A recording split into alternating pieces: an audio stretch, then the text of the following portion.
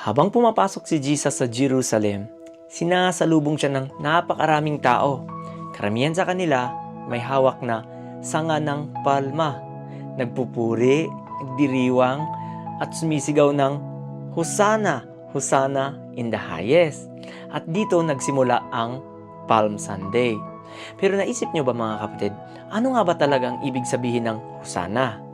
Ang salitang Hosanna comes from the Hebrew word Hoshiana, na ang ibig sabihin nito ay, iligtas mo kami, Panginoon.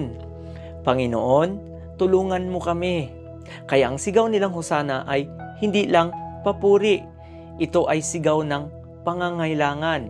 Sigaw ng mga pusong naghahanap ng kaligtasan. Pero narito ang katotohanan.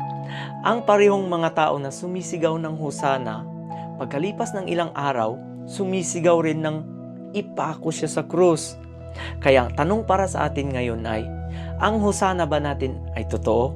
O baka hanggang salita lang kapag maayos ang buhay? Dahil ang tunay na Hosanna ay hindi lang papuri, kundi pagsuko. Hindi lang sigaw ng saya, kundi panalangin sa gitna ng hirap. Hindi lang para sa isang araw, kundi pamumuhay araw-araw.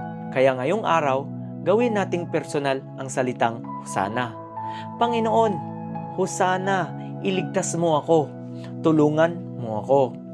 Baguhin mo ang puso ko. At hayaan nating hindi lang ito sigaw ng labi, kundi maging sigaw ng buhay natin araw-araw. Now always remember, Jesus loves you and I love you too.